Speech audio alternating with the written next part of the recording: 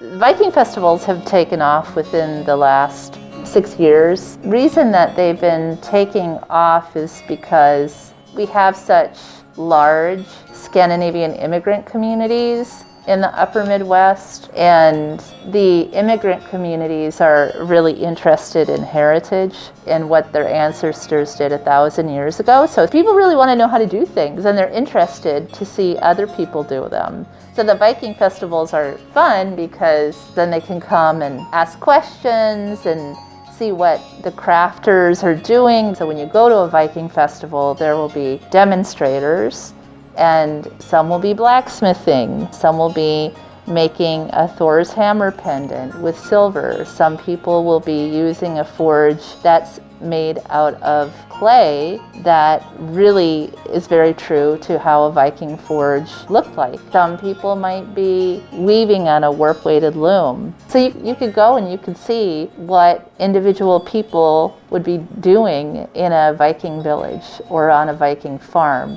And it's not so much you're pretending to be a Viking, it's that you're learning how to do things with your hands, like blacksmithing or weaving. We also have people dressed up in their fighting gear, because this is also something that a lot of Viking reenactors like to do, is they like to go out and fight and mock battles. So we have some of those demonstrations, but there's also maybe storytelling, because that's another kind of thing that a Viking would do.